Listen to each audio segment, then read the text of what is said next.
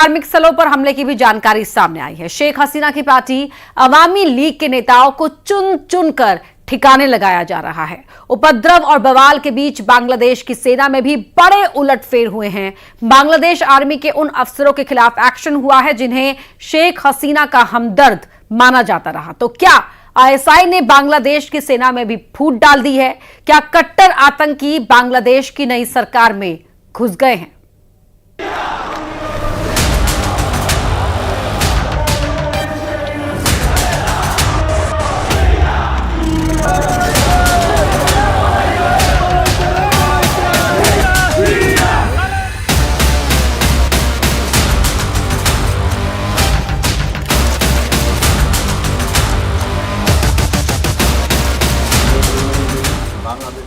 बांग्लादेश में उन्मादी भीड़ का आतंक जारी है।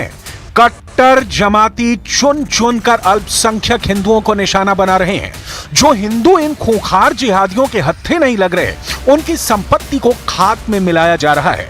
बांग्लादेश में बर्बादी का खूनी इतिहास लिखने वाली उत्पाती भीड़ हिंदुओं के साथ अवामी लीग के लोगों को बड़ी बेरहमी से मौत बांट रही है। तस्वीरें बांग्लादेश के कोमिला जिले की हैं, जहां जहरीली नारेबाजी के बाद उत्पाती हुजूम ने एक बाइक शोरूम को जलाकर राख कर दिया। सिटी बाइक सेंटर नाम का यह बाइक शोरूम कोमिला के पोदियार बाजार में था, जिसे बांग्लादेश के उन आतताइयों ने आग में झोंक दिया जिन्हें अल्पसंख्यकों से बेइंतहा नफरत है। बांग्लादेश के कोमिला में जिस बाइक शोरूम को जलाया गया उसके मालिक श्री बिमल चंद्र देव हैं। बिमल चंद्र देव के बाइक शोरूम पर जब आगजनी हुई तो गनीमत यह रही कि वो शोरूम में मौजूद नहीं थे। बांग्लादेश में जारी मजहबी तांडव का यह सिर्फ ट्रेलर भर है। पूरे बांग्लादेश में क्या हो रहा है उसकी हकीकत दुनिया के सामने ना आ सके, इसका बंदोबस्त भी किया गया है। हिंसा और उपद्रव का बहाना बनाकर बांग्लादेश में इंटरनेट पर सख्त निगरानी रखी जा रही है। सोशल मीडिया के तमाम प्लेटफॉर्म पर पहले ही बांग्लादेश में बैन लगा रखा गया है। लेकिन बांग्लादेश में बदले की सियासत का लेटेस्ट एपिसोड खूनी और भयानक रुख अख्तियार करता जा रहा है। जैसा कोराम 5 अगस्त को दिखा, उससे कहीं ज्यादा खौफनाक साजिश बांग्लादेश की बर्बादी के लिए तैयार की जा रही है। बांग्लादेश में कानून को उल्टा लटकाने का जो ट्रेलर दिखाया गया, उसकी कंप्लीट पिक्चर रूह कपाने वाली होगी। देखिए, ये 5 अगस्त की तस्वीरें हैं, जहां हिंसक भीड़ ने पहले पुलिस थाने को जलाकर राख कर दिया, उसके बाद थाने में मौजूद पुलिस वालों को उल्टा लटकाकर टांग दिया। बांग्लादेश में कहने भर को शेख हसीना के खिलाफ विद्रोह हुआ। असल में यह इंतकाम का नया दौर है, जिसकी शुरुआत बांग्लादेश के संस्थापक शेख मुजीबुर रहमान के मर्डर से शुरू हुआ और आज की तारीख में खालिदा जिया और शेख हसीना के औलाद के बीच शुरू हो गया, जिनके नाम है खालिदा जिया के बेटे तारिक रहमान और शेख हसीना के बेटे सजीब जॉय।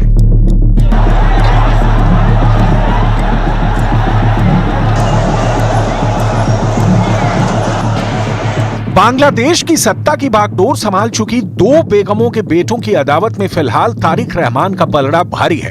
तारिक रहमान पर पाकिस्तान परस्त होने के आरोप लगते हैं। तारिक रहमान कट्टर इस्लामी बांग्लादेश बनाने के हिमायती हैं। बांग्लादेश में फिलहाल बीएनपी के सर्वेसर्वा तारिक रहमान के इशारे पर सब कुछ हो रहा है। अवामी लीग के समर्थकों का कत्लेआम हो या फिर अल्पसंख्यकों के साथ हो रहे अत्याचार, सबके पीछे तारिक की शय के आरोप लग रहे हैं। बांग्लादेश की सेना में भी तारिक रहमान के इशारों पर शेख हसीना समर्थक जनरलों को ठिकाने लगाया जा रहा है। सेना में तारिक रहमान की पसंद के जनरलों की तैनाती की जा रही है। साथ ही शेख हसीना के हिमायती माने जाने वाले अफसरों को सलाखों के पीछे फेंका जाने लगा है। शेख हसीना के तख्ता पलट के बाद बांग्लादेश सेना से मेजर जनरल जियाउल एहसन को बर्खास्त कर दिया गया है। लेफ्टिनेंट जनरल मोहम्मद सैफुल आलम को विदेश मंत्रालय में ट्रांसफर कर दिया गया। लेफ्टिनेंट जनरल मोहम्मद मुजीबुर रहमान को जनरल ऑफिसर कमांडिंग बना दिया गया। वहीं लेफ्टिनेंट जनरल तबरेज शम्स चौधरी को क्वार्टर मास्टर जनरल नियुक्त किया गया। Lieutenant general Mizanur Rahman Shamim general staff के प्रमुख बना दिए गए। लेफ्टिनेंट जनरल मोहम्मद शाहीनुल हक को एनडीसी के कमांडेंट की जिम्मेदारी दी गई और major general ASN Rizwanur Rahman को महानिदेशक बनाया गया है। सारे फैसले तारिक रहमान के मन मुताबिक हो रहे हैं, जबकि बांग्लादेश के सेना प्रमुख जनरल वकार उज जमान को भी शेख हसीना का खास माना जाता है। हालांकि आरोप ये भी लग रहे हैं कि वकार उस जमान ने शेख हसीना से वफादारी नहीं निभाई। 15 साल तक शेख हसीना के राज में वकार उस जमान उनके सबसे भरोसेमंद सैन्य अफसर माने जाते थे। शेख हसीना ने वकार को प्रधानमंत्री कार्यालय के तहत सशस्त्र बल प्रभाग में प्रमुख स्टाफ अधिकारी का जिम्मा सौंपा था। सेना अध्यक्ष बनने से पहले वकार 6 महीने से अधिक वक्त तक चीफ ऑफ जनरल स्टाफ के रूप में कार्य किया। इस भूमिका में उन्होंने सैन्य संचालन और खुफिया जानकारी, संयुक्त राष्ट्र शांति अभियानों और बजट की देखरेख की थी। बांग्लादेश सेना की वेबसाइट के मुताबिक जनरल जमान को बांग्लादेश की सेना का अध्यक्ष बने बहुत ज्यादा वक्त नहीं बीता है। 23 जून 2024 को ही उन्होंने बांग्लादेश सेना की कमान संभाली थी। वकार उस जमान आर्मी चीफ बनने के बाद से बदलने लगे, यहां तक कि 5 अगस्त को हिंसा के बीच उन्होंने शेख हसीना के दिए ऑर्डर को मानने से साफ मना कर दिया।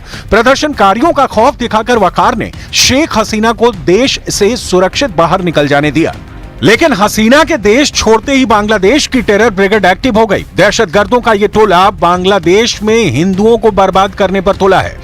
यह बांग्लादेश के नोआखली का वीडियो है। वीडियो में कुछ कट्टरपंथी एक हिंदू लड़की को अगवा करते दिखाई दे रहे हैं। 10 से 12 लोग लड़की को जबरन कार में उठाकर ले जाते दिखाई दे रहे हैं। इस मामले में जब शिकायत हुई तो कई घंटों बाद जाकर सेना ने इस हिंदू लड़की को कट्टरपंथियों के चंगुल से छुड़ाया। भारत को बांग्लादेश से जोड़ने वाले कई बॉर्डरों पर अब भी सैकड़ों की संख्या में हिंदू परिवार मदद के इंतजार में टकटकी लगाए हुए बैठे हैं। न्यूज 18 इंडिया की टीम बॉर्डर इलाके में पहुंची, बॉर्डर के इलाकों में स्थिति समझने की कोशिश की। बांग्लादेश के क्राइसिस के बीच जो छात्र हिंदुस्तान लौटे हैं उनसे सुनिए कि फिलहाल बांग्लादेश के शहरों में क्या हालात है। वहाँ पे काफ़ी प्रॉब्लम्स चल रही थी, प्रोटेस्ट चल रहा था स्टूडेंट्स में। फिर वहाँ पे सारे कॉलेजेस बंद कर दिए थे, स्कूल बंद कर दिए थे और वहाँ पे हम लोगों को बाहर नहीं निकलने दिया जा रहा था। हम लोग हॉस्टल में ही थे। बांग्लादेश में हिंदुओं और अल्पसंख्यक समुदाय पर हमले की घटनाओं पर राष्ट्रीय स्वयंसेवक संघ ने भी निंदा की है कि माननीय सरकार दत्तात्रेय हुजबली जी द्वारा एक वक्तव्य जारी किया है कि बांग्लादेश में हिंदू तथा अन्य अल्पसंख्यक समुदाय के लोगों की लक्षित हत्या, लूटपाट, आगजनी, महिलाओं के साथ जघन्य अपराध और मंदिर जैसे श्रद्धा स्थानों पर हमले जैसी क्रूरता असहनीय है। और उन्होंने ये भी कहा है कि राष्ट्रीय स्वयंसेवक संघ इसकी घोर निंदा करता है। खुफिया सूत्रों से यह भी पता चला है कि बांग्लादेश में अंतरिम सरकार के गठन के साथ हुई हार्डलाइनर आतंकी संगठनों के कई ग्रुप एक्टिव हो गए हैं। आतंकियों का यह दस्ता सत्ता में अपना दबदबा बढ़ाने के लिए आतंक का सहारा ले रहा है। कट्टरपंथियों की इस खास किलर टीम में जमातुल मुजाहिदीन बांग्लादेश, जमातुल अंसार फिल हिंदल शारकिया, अंसार अल इस्लाम, हरतकुल जिहाद अल इस्लामी बांग्लादेश जैसे संगठनों के जेल से रिहा हुए खूंखार लीडर शामिल हैं। बांग्लादेश के कट्टर संगठनों को अंतरिम सरकार में प्रेशर बनाने के लिए 2 चेहरे भी पूरी तरह मददगार बन रहे हैं। बांग्लादेश छात्र आंदोलन के वही 2 चेहरे जिन्होंने शेख हसीना के तख्ता पलट की अगुवाई की है, उन्हें कट्टर जमात का हमदर्द बताया जा रहा है। एम नाहिल इस्लाम और आसिफ महमूद साजिब भुइया को तारिक रहमान का खासम खास बताया जा रहा है। बांग्लादेश की अंतरिम सरकार के 17 सदस्य में इन दोनों छात्र नेताओं की तूती बोल रही है।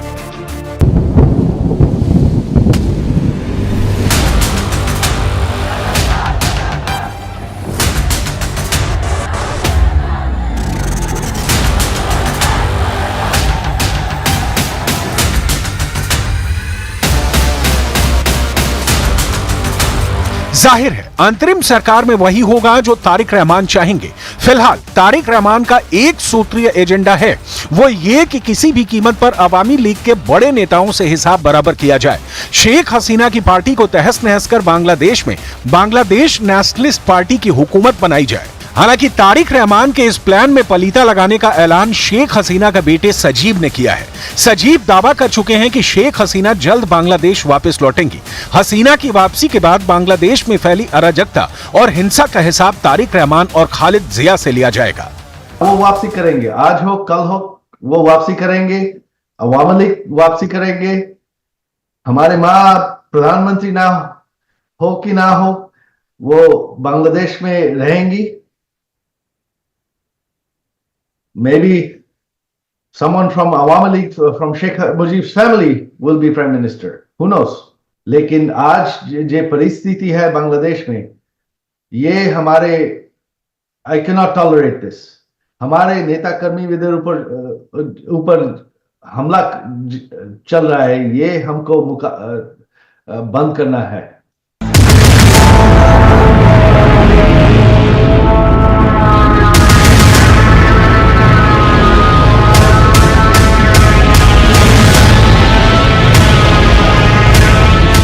बांग्लादेश में बदतर होते हालात से बॉर्डर पर भी टेंशन हाई है. पश्चिम बंगाल के कूच बिहार के पथनपुली इलाके में बांग्लादेश की तरफ से घुसपैठ की कोशिश कर रहे हजारों लोगों को बीएसएफ ने रोका. बॉर्डर पर घुसपैठ की कोशिशें साल 1971 की उन यादों को ताजा कर रही हैं, जब लाखों लाख बांग्लादेशी भारत में शरण के लिए भाग रहे थे. तब के पूर्वी पाकिस्तान में पाकिस्तानी फौज ने आतंक मचाया था, लेकिन आज की तारीख में पाकिस्तानी साजिशों से बांग्लादेश में भगदड़ मची हुई है. आईएसआई के बांग्लादेश षड्यंत्र का पर्दाफाश होने के बाद भी पाकिस्तान ने अपनी खुफिया एजेंसी के कारनामे पर लगाम नहीं लगाई है.